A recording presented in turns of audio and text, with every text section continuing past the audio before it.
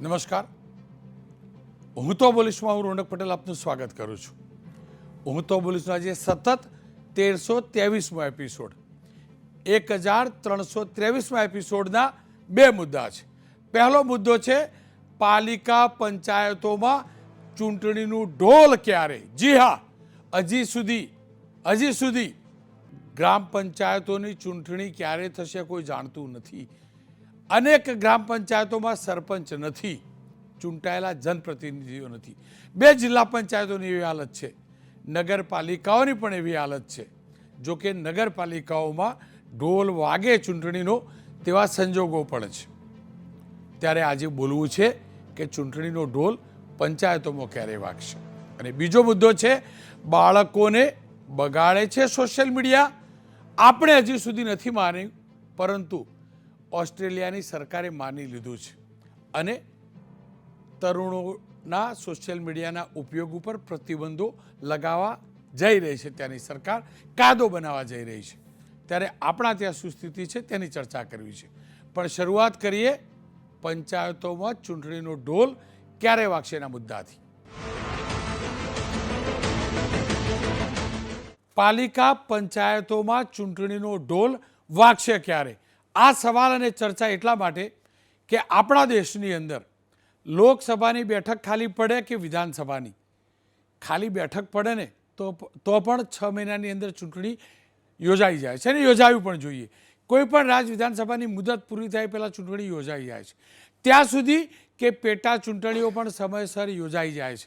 વાવ બેઠકની ચૂંટણી થઈ ગઈ, મતદાન થઈ ગયું, મતગણતરી પણ થઈ જશે. પણ સવાલ એ છે કે લાંબા સમયથી રાજ્યની ગ્રામ પંચાયતો 7,000 જેટલી ગ્રામ પંચાયતો ખાલી પડી છે, તેની ચૂંટણી ક્યારે યોજાશે? 2 જિલ્લા પંચાયતો ખાલી પડી છે, તેની ચૂંટણી ક્યારે યોજાશે? કેટલીક તાલુકા પંચાયતો ખાલી પડી છે, તેની ચૂંટણી ક્યારે યોજાશે? અને નગરપાલિકાઓ જે ખાલી પડી છે તેની ચૂંટણી ક્યારે યોજાશે? રાજ્યની અંદર બનાસકાંઠા અને ખેડા એમ 2 જિલ્લા પંચાયતમાં વહીવટદારનું શાસન છે, કારણ કે ત્યાં ચૂંટણી થઈ નથી, ચૂંટણી ડ્યુ છે. 17 તાલુકા પંચાયત, 80 નગરપાલિકાઓ અને 7,000 જેટલી ગ્રામ પંચાયતની ચૂંટણીઓ ડ્યુ થઈ ચૂકી છે. અહીંયા વહીવટદાર શાસન ચલાવે છે, એટલે કે જનપ્રતિનિધિ હજી સુધી ત્યાં નથી. અને સ્વાભાવિક જ જે પણ પંચાયત જનપ્રતિનિધિ વગરનું હોય ત્યાં વિકાસ રૂંધાય એ હકીકત છે. કારણ ચોક્કસથી હતું, કારણ કે વાત હતી પંચાયતોની અંદર, એટલે કે સ્થાનિક સ્વરાજની સંસ્થાઓની અંદર અનામત કેટલી. 27% અનામત ઝવેરી પંચના જે આદેશ હતો અથવા તો રિપોર્ટ હતો એ મુજબ રાજ્ય સરકારે નક્કી પણ કરી અને એને લઈને જે ચૂંટણી આયોગ છે, રાજ્ય ચૂંટણી આયોગ, તેને એ રિપોર્ટ મોકલી પણ આપ્યો. પણ સવાલ એ છે કે ચૂંટણીઓનું મુહૂર્ત હવે ક્યારે થાય છે? કારણ કે લાભ પંચમી ગઈ, દેવ દિવાળી પણ ગઈ, ત્યારે હવે અહીંયા મુહૂર્ત ક્યારે આવશે અને ઢોલ ક્યારે વાગશે? ખેડાની વાત કરી લે તો ખેડા જિલ્લા પંચાયત અને તે અંતર્ગતની તાલુકા પંચાયતની ચૂંટણી થશે હવે નજીકના ભવિષ્યમાં. એની જાહેરાત થશે. તેના સ્પષ્ટ સંકેત એટલે છે કે રોસ્ટરનો પ્રાથમિક આદેશ થઈ ચૂક્યો છે. વાવ વિધાનસભા પેટા ચૂંટણીના પરિણામો આવ્યા બાદ, એટલે કે આચારસંહિતા હટ્યા બાદ, બનાસકાંઠા જિલ્લા પંચાયત માટે પણ રાજ્ય ચૂંટણી આયોગનો રોસ્ટરનો પ્રાથમિક અહેવાલ જાહેર થઈ જશે તેવા પૂરા સંકેત છે.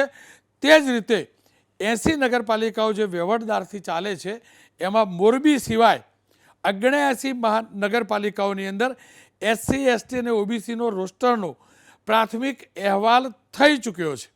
આ સંજોગોમાં 2 જિલ્લા પંચાયત અને નગરપાલિકાઓમાં તો ટૂંક સમયમાં ચૂંટણી યોજાવાની પ્રક્રિયા શરૂ પણ થઈ જશે તેવા સ્પષ્ટ સંકેત મળી રહ્યા છે. પણ સવાલ ગ્રામ પંચાયતોનો પણ તો છે, કારણ કે આપણી ગ્રામ પંચાયતો ધણી વગરની, એટલે કે મુખી વગરની છે. ખેર, એનું શું થશે? નગરપાલિકાઓની ચૂંટણી ક્યારે યોજાઈ શકે છે? આ બધું સમજવા માટે મારી સાથે ઘનશ્યામભાઈ ગઢવી, ભારતીય જનતા પક્ષના નેતા, નરેન્દ્રભાઈ રાવત થોડીક મિનિટોમાં જોડાશે, કોંગ્રેસના નેતા છે, અને ભરતભાઈ ગાજીપરા, સચિવ છે ગુજરાત રાજ્ય પંચાયત પરિષદના. આ બંનેનો હાલ તો સ્વાગત છે. ઘનશ્યામભાઈ, આપ શું માનો છો? નગરપાલિકાઓની ચૂંટણીઓ ક્યારે યોજાય અને નગરપાલિકાઓની ચૂંટણી યોજાયા બાદ ગ્રામ પંચાયતને લઈને શું લાગી રહ્યું છે? ભારતીય જનતા પાર્ટી લોકશાહીમાં સંપૂર્ણ વિશ્વાસ ધરાવે છે અને લોકશાહી પદ્ધતિથી જ દેશ અને રાજ્ય ચલાવવા માગતી હોય ત્યારે ચૂંટણીઓ વહેલા જ થવાની હતી, પણ જે ટેકનિકલ આપને પણ બધાને ખ્યાલ છે રોનકભાઈ, કારણ કે આ બાબતમાં આપણે પહેલાં ડિબેટો થઈ ગઈ છે. આમાં ટેકનિકલ કારણોસર જે ઓબીસીની અનામતો નગરપાલિકાઓ પંચાયતોમાં જે લાગુ કરવાની હતી અને સુપ્રીમ કોર્ટના આદેશ મુજબ જે ઝવેરીનું પંચ બનાવવામાં આવ્યું, એ પંચે એની ભલામણો કરી દીધી. કારણ કે એમાં જે તમામ ક્યાં ક્યાં કઈ સીટો આપવી વસ્તીના આધારે એ બધું આખું જ કોષ્ટક જે ગોઠવવાનું હતું એમાં થોડો સમય એમને લાગ્યો.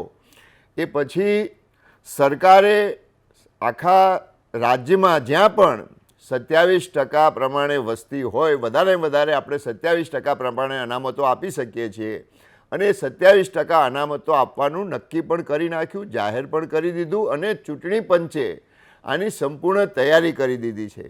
હું અહીં જ્યારે ભૂતકાળમાં આવ્યો હતો ત્યારે પણ મેં કહ્યું હતું કે વધારે વહેલામાં વહેલી ચૂંટણીઓ થઈ જશે. રાજ્ય સરકારના પ્રવક્તા આદરણીય ઋષિકેશ પટેલ સાહેબે પણ કહ્યું હતું કે દિવાળી પછી વહેલામાં વહેલી આ ચૂંટણીઓ થઈ જશે.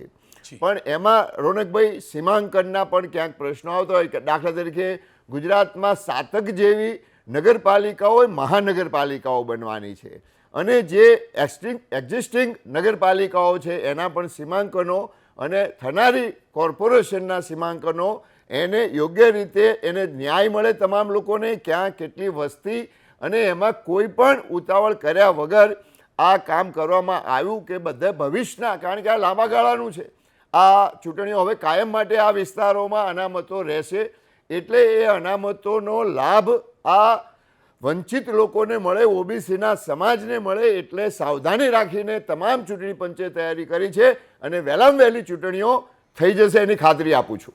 મને એ કહો, જુઓ દિવાળી પછી એટલે તો આપણે આપણું નવું વર્ષ વિચારીએ, નવા વર્ષનું મુહૂર્ત ગયું, ગુજરાતી નવું વર્ષ ગયું, લાભ પંચમી ગઈ, દેવ દિવાળી ગઈ, આ અંગ્રેજી નવું વર્ષ આવે એ પહેલાં થઈ જશે, એટલે 31 ડિસેમ્બર પહેલાં થઈ જાય એવું લાગે છે? મોટા ભાગે વહેલામાં વહેલી થઈ જશે ચૂંટણીઓ, હું માનું છું. અને તમે પણ જો ઈચ્છો છો એ પ્રમાણે જાન્યુઆરી સુધીમાં ચૂંટણીઓ થઈ જશે એવી હું પોતે, મને જે મારી જાણકારી છે એમાં 100% એ ડિસેમ્બરની આજુબાજુમાં ચૂંટણીઓ થઈ જશે. ખેર, ભરતભાઈ મારી સાથે જોડાય છે. ભરતભાઈ, વિલંબ થયો, ઘણો વિલંબ થઈ ચૂક્યો છે, ગાડી ચૂકી ચૂક્યા છે. સાચું કહું તો જે પણ થયું એ જે નુકસાન થયું હશે એ પણ હકીકત છે, કારણ કે પંચાયતના ચલાવનારા કોઈ ન હોય અને સ્વાભાવિકથી જ ફરક તો પડે છે. તમને શું લાગી રહ્યું છે હવે નગરપાલિકાઓની અને આ 2 જિલ્લા પંચાયતની ચૂંટણીઓ ક્યાં સુધીમાં શક્ય બને? પ્રક્રિયા શું હોય છે હવેની? સરકારે જે કમિટમેન્ટ કર્યું હતું એ પ્રમાણે સરકાર આજની તારીખે ઈચ્છે તો ડિસેમ્બરના બીજા અઠવાડિયામાં ચૂંટણી થઈ શકે એવી સ્થિતિ છે. ચૂંટણી પ્રક્રિયામાં તાલુકા અને જિલ્લા પંચાયત અને નગરપાલિકા એનું રોટેશન જે ઓબીસી અનામત સમાવવાની હતી એ બધું જ જે તે જિલ્લાના કલેક્ટરને મોકલાઈ ગયું છે. જ્યાં સુધી ગ્રામ પંચાયતનો સવાલ છે એની બધી જ પ્રક્રિયા કલેક્ટર કક્ષાએ થાય, તાલુકા જિલ્લા પંચાયત નગરપાલિકાની રાજ્ય કક્ષાએ થાય. પછી સીમાંકનની પ્રક્રિયા છે એ જે તે જિલ્લા કલેક્ટરે કરવાની હોય છે. માનો કે એક જિલ્લામાં 35 સીટ છે કે અલગ અલગ પ્રકારના રોસ્ટર આપી દીધા એને કે આ પ્રમાણે આટલી બક્ષી પંચ, આટલી એસસી, આટલી એસટી. પછીની પ્રક્રિયા કલેક્ટર કક્ષાની છે. હવે કલેક્ટર સાહેબ ઈચ્છે તો બધું કામ મૂકી પ્રાયોરિટીમાં અને કરે તો વિધિન વીક આ કામ પૂરું થઈ શકે એમ છે. એના પછી કલેક્ટર સાહેબ જે સીમાંકન નક્કી કરે એ એપ્રુવલ માટે રાજ્ય ચૂંટણી પંચમાં જાય અને પછી ચૂંટણી જાહેર થાય. આ સામાન્ય પ્રક્રિયા છે. સરકાર ઈચ્છે તો આ બધું જ કરી શકે, એમાં કોઈ મિનમેક નથી.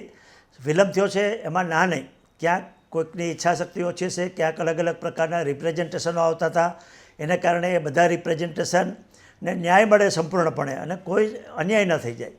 સેકન્ડ થિંગ, જે પણ પ્રકારનું બક્ષીપંચ અનામત 27% સુપ્રીમ કોર્ટના ઓર્ડર પ્રમાણે આપવાનું છે એમાં એ પણ પહેલી કાળજી રાખવાની છે કે એસસી એસટીને ક્યાંય ડિસ્ટર્બ ન થાય, એ પછી આપણે એમને અનામત આપવાની છે. સાથોસાથ 50% અનામત ક્રોસ પણ ન કરી જાય. આ 3 પ્રકારે કાળજી સરકારે, કલેક્ટરશ્રીએ અને રાજ્ય ચૂંટણી પંચે રાખવાની છે. કોઈ પણ કાળજીમાં ચૂક થાય તો ખાટલે મોટી એક ખોટ એ છે કે ફરી પાછી કોર્ટ મેટર આવીને ઊભી રહેશે. એટલે ચોકસાઈપૂર્વક બધું અત્યાર સુધી પ્રક્રિયા થઈ છે. હવે થોડી પ્રક્રિયા બાકી છે, એ ઝડપથી અને ચોકસાઈપૂર્વક કરી શકે તો ડિસેમ્બરના પાછલા અઠવાડિયામાં બીજા ત્રીજા કે ચોથા અઠવાડિયામાં ચૂંટણી થઈ શકે એવી સ્થિતિ છે. ભરતભાઈ, આપ જુનાગઢથી છો અને જુનાગઢ મહાનગરપાલિકાની તો કદાચ સમયસર ચૂંટણી થશે. તમને લાગે છે જે નગરપાલિકાઓને મહાનગરપાલિકા બનાવવામાં આવી છે તેની ચૂંટણી પણ આની સાથે થશે કે પછી એનું પાછળથી કંઈક વિચારવામાં આવશે? નવી જાહેર કરેલી મહાનગરપાલિકા કે નગરપાલિકા એમની ચૂંટણી આની સાથે શક્ય નથી. એટલા માટે કે માનો કે નડિયાદને કોર્પોરેશન બનાવ્યું તો નડિયાદની અંદર 12થી વધુ ગ્રામ પંચાયતો ભળશે, તો એની પ્રક્રિયા બધી લાંબી પ્રક્રિયાઓ હોય છે. એ ડિસેમ્બરમાં એની ચૂંટણી નવી સૂચિત નગરપાલિકા કે નવી 8 મહાનગરપાલિકા સરકારે જાહેર કરી છે, એની આની સાથે ચૂંટણી કરવી શક્ય નથી. પણ જૂનાગઢ મ્યુનિસિપલ કોર્પોરેશન ચૂંટણી આની સાથે થઈ શકે. ખેર, નરેન્દ્રભાઈ જોડાયા છે. નરેન્દ્રભાઈ, આપનું સ્વાગત છે. જો આ ચૂંટણીનો નગરપાલિકાનો ઢોલ નવા વર્ષની શરૂઆતમાં જ વાગી જશે એવું ભારતીય જનતા પક્ષના ગઢવી સાહેબનું કહેવું છે, ઘનશ્યામભાઈ ગઢવીનું, તમારા જૂના સાથીદાર. એમના પક્ષે તો તૈયારી કરી દીધી છે. આ ઢોલ વાગશે લાંબા સમય બાદ, બહુ વિલંબ બાદ. તમારો પક્ષ તૈયાર છે? તમને ભરોસો છે કે આ જે રોસ્ટર પદ્ધતિની વાત થઈ છે એક્ઝેક્ટ એ તટસ્થ ભાવે થશે? જો કે ચૂંટણી આયોગ તટસ્થ હોય છે એવું કહેવાય તો છે, તમને કેટલો ભરોસો? નહીં, સ્પષ્ટ રીતે આપને કહેવા માગું છું કે 1995થી ભારતીય જનતા પાર્ટીની સરકાર આવ્યા પછી સ્થાનિક સ્વરાજની ચૂંટણીની અંદર જે પ્રકારે ભારતીય જનતા પાર્ટીની સરકાર દ્વારા પોતાની વગ અને સત્તાનો ઉપયોગ કરીને હંમેશા ખૂબ મોટો અન્યાય કર્યો છે. લોકશાહીની વાતો કરતી ભારતીય જનતા પાર્ટીનો આખી આ ડિટેલની વાત કરું તો તમે ચોંકી જશો. 1993માં રાજીવ ગાંધીએ જ્યારે પંચાયતી રાજની સ્થાપના કરી ત્યારે એક પોઈન્ટ એમાં સમજવા જેવો છે કે રાજ્ય ચૂંટણી પંચ રાજ્યની ચૂંટણીઓ કરે, પરંતુ સરકારનું હાઉસિંગ એટલે કે શહેરી વિકાસ મંત્રાલય તમામ બાબતોના નિર્ણય લે. આ બંનેના કોમ્બિનેશનના કારણે આ ચૂંટણીઓ, જે નગરપાલિકાઓની ચૂંટણીઓની વાત અત્યારે ભારતીય જનતા પાર્ટીના પ્રવક્તાશ્રી કરી રહ્યા છે, એ સ્પષ્ટ રીતે ખાલી વાતો જ છે. 1.5 વર્ષથી ચૂંટણી ઠેલાઈ. શેના માટે ઠેલાઈ? ઓબીસીનું 10% રિઝર્વેશન અચાનક કેમ કેન્સલ થયું? 27% રિઝર્વેશનની આખા દેશમાં મોટી વાતો કરવાને બદલે તમે 10% બી તોડી દીધું. 10% છોડી ગયા પછી કોર્ટમાં જવું પડ્યું. એના કારણે તમે 1.5 વર્ષની ચૂંટણીઓ, તમારો વહીવટ જુઓ. વાત એ છે કે તમારી નિયત સ્પષ્ટ નથી ને ચૂંટણીઓમાં તમે જે પ્રકારનો વહીવટ નગરપાલિકાઓમાં કર્યો છે અને એમાં તમને ચૂંટણીમાં હારી જવાની શક્યતાઓ હતી. અમારી પાર્ટી તો હંમેશા ચૂંટણી માટે તૈયાર છે ને આ પ્રકારની લોકશાહીની મજબૂતાઈમાં માનીએ છીએ. હાર જીત બની શકે, પરંતુ ક્યારેય અમે નિરાશ લોકશાહીમાં નથી થયા કે લોકશાહીની પ્રક્રિયાનો અમે વિરોધ નથી કર્યો. આપ જાણો છો કે એમને નગરપાલિકાઓને મહાનગરપાલિકાઓમાં ફેરવી. અત્યારે 2026ની અંદર ચૂંટણી છે. હું તો તમને સેન્સસની વાત કરું છું કે પહેલી વાત એ છે કે તમે 2021ની પહેલાં જે તમે હતી એ સેન્સસ ન કરી શક્યા અને કોરોનાના બહાના હેઠળ તમે નહીં કર્યું. બીજા 3 વર્ષથી તમે શું કરતા હતા? ચૂંટણી સમયે તમે સેન્સસ કરી, આવતી રિઝર્વેશન 27% ઓબીસીની વાતો કરો છો. વાત મહત્ત્વની એ છે કે સરકારની નિયત સ્પષ્ટ નથી. અત્યારે તમે 27% અનામતના કારણે અત્યારે ડિપાર્ટમેન્ટે જાહેરનામું બહાર પાડ્યું છે કે અમે વહેંચણી કરીશું, એનો વાંધો નથી. પરંતુ મહત્ત્વની બાબત એ છે કે અત્યાર સુધીમાં ચૂંટણી ન થવા પાછળ સરકારે કયા પ્રયત્નો કર્યો એ તો અમને બતાવો. ચૂંટણીની તારીખોને બધી પ્રક્રિયા તો રાજ્ય ચૂંટણી આયોગ નક્કી કરે ને, સરકારનું એમાં શું ભૂમિકા મને કહો? શહેરી વિકાસ મંત્રાલય બનાવીને આપી દીધું 27% પ્રમાણે, પછી તો આયોગે નક્કી કરવાનું ને. બહુ મહત્ત્વની ચર્ચા આ બાબતમાં થઈ શકે એમ છે. રોનકભાઈ, આપ મહત્ત્વની વાત કરો છો. આ એક ફક્ત સ્થાનિક સ્વરાજની અંદર સરકારનો ખૂબ મોટો રોલ હોય છે. તમે લોકસભા અને વિધાનસભાની અંદર બેઠક વધારવી હોય કે ઓછી કરવી હોય તો એનું મંત્રાલય નક્કી નથી કરતું. એ તમે લોકસભા અને વિધાનસભામાં એના બિલ પસાર કરવા પડતા હોય છે. અહીંયા કુદરતી એવું છે કે સરકારનું મંત્રાલય નક્કી કરી લેશે. તમને બહુ મહત્ત્વની વાત કરું, રોટેશનની પ્રક્રિયાની બાબતમાં હું સુપ્રીમ કોર્ટમાં ગયેલો છું. સૌથી પહેલાં તો તમે રિઝર્વેશનની વાત કરો, હું સુપ્રીમ કોર્ટમાં કેસ લડ્યો હતો અને એ મહત્ત્વની બાબત એ હતી કે તમે એક વોર્ડમાં 4 બેઠકો રાખો છો તો બેઝિકલી તમે જે અનામત પ્રથા એટલે કે મહિલાઓને તમે 50% જે આપણે અનામત આપી તો એને સ્વાવલંબી બનાવો બનાવવા માટે કરી, તો તમે વોર્ડમાં તો 4 કરો છો. બેઠક અનામત હોઈ શકે, 4 વ્યક્તિઓમાં એક ઓબીસી હોય, 2 મહિલાઓ હોય, જી. એક એસસી હોય ને એસટી હોય, તો આ કયું ડેવલપમેન્ટ છે? પરંતુ સમગ્ર ભારત દેશની અંદર ફક્ત ગુજરાત જ એવું રાજ્ય છે કે જ્યાં એક વોર્ડમાં 4 બેઠકોની એટલે કે પેનલ સિસ્ટમ છે, જ્યાં એક વોર્ડ એક બેઠક, જનપ્રતિનિધિ ધારો લોકસભામાં જી, બેઠક નરેન્દ્રભાઈ. એક હોય એનો એક હોય. આ બાબતમાં હું સુપ્રીમ કોર્ટમાં લડ્યો છું. બિલકુલ. અનફોર્ચ્યુનેટલી સુપ્રીમ કોર્ટમાં એ નિર્ણય મેળવી શક્યા નથી. અને બંધારણીય જી. બાબતની વાત કરું છું, જ્યારે 74th એમેન્ડમેન્ટ એક્ટ 1993ની અંદર સ્થાનિક સ્વરાજને જી, તમે નરેન્દ્રભાઈ. અનામતની બેઠકોનું જ્યારે તમે બહાલી આપી, તમે કાયદાકીય સ્વરૂપ આપ્યું, તો એના પછીની અત્યારે જી. આ 27% અનામત, તમે 10% અનામતનો વિરોધ કરીને તમે જી, જી, નિર્ણય કર્યો. નરેન્દ્રભાઈ. અત્યારે તમે બિલકુલ. તમારી નિયત સ્પષ્ટ નથી, એ મારું સ્પષ્ટ કહેવું છે. ખેર ગઢવી સાહેબ, જે પ્રકારે નિયત ઉપર સવાલ ઉઠાવ્યા છે, આપ એના ઉપર જવાબ આપવા માંગતા તો આપી શકો છો. રોનકભાઈ, જો નિયત સારી ના હોત તો 10% પ્રમાણે આપી દે, પણ પણ આંદોલન તો અમને કરેલું, આંદોલન તો કોંગ્રેસ વાળાએ કરેલું. વંચિત 27% માગણી માટે એમને અમિત જે ચાવડાએ આંદોલન કર્યું હોય કરેલું. સરકાર, રોનકભાઈ, જે રાજ્યની પ્રજાએ વિધાનસભામાં 161 સીટો આપી હોય વિધાનસભામાં, એ રાજ્યની સરકાર ક્યારેય એવું ન વિચારે કે એના લોકોને આનાથી વંચિત રાખવા. પણ ટેકનિકલ ઇસ્યુ આવ્યો, 10%ના બદલે 27% આપી દીધી સરકારે, જે વધારે મેક્સિમમ આપવાની હતી આપી દીધી. પણ જે રીતે જ્યાં આપવાની કઈ રીતે, એ તમે કીધું એમ ચૂંટણી કમિશનનો વિષય છે, ત્યાં નવું કમિશન બન્યું જસ્ટિસ ઝવેરીનું, એમની આખી ભલામણો આવેલી હતી. આ બધું ગણીને આ રાજ્યની જે સરકાર ભારતીય જનતા પાર્ટી સૌનો સાથ અને સૌનો વિકાસ ઈચ્છે છે, સૌને સાથે રાખવા માંગતી હોય, ત્યારે કેમ કરીને કોઈને લોકપ્રતિનિધિને વંચિત રાખે કે એ વિચારી જ ના શકે? નરેન્દ્રભાઈ ગઢવી સાહેબ, આપ બંને પાસે એક મહત્વની વાત પૂછવી છે.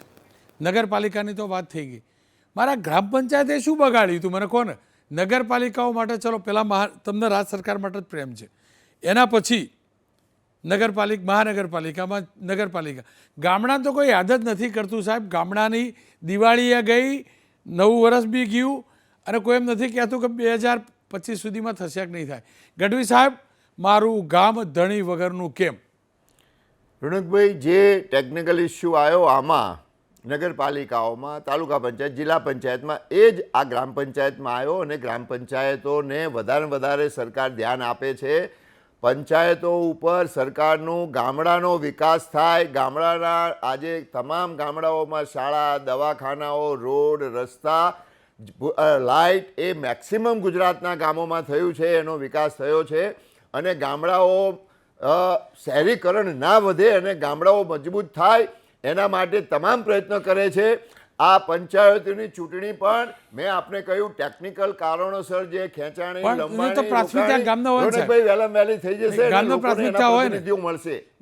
માત્ર એટલા માટે કે પેલી તાલુકા પંચાયત, નગરપાલિકા, જિલ્લા પંચાયતમાં તમારા કમળનો કે એમના પંજાનો સિક્કો વાગે, અને ગામડામાં મારા સરપંચને સિક્કો નહીં, એટલે હાર જીત જોડે તમારે લેવા દેવા નહીં, એટલે એ છેલ્લો છોકરો. સિક્કો વાગે કે ના વાગે, તમામ પ્રજા આજે ભારતીય જનતા પાર્ટી સાથે છે. અને સરકાર એવું વિચાર્યા વગર કોઈ કે આ ભારતીય જનતા પાર્ટીમાં આવશે કે નહીં આવે, કે ચૂંટાશે કે નહીં ચૂંટાય, પણ તમામ ગામડાઓને લાભ મળે, તમામ ગામડાઓને પોતાના પ્રતિનિધિ મળે, એટલા માટે કટિબદ્ધ છે.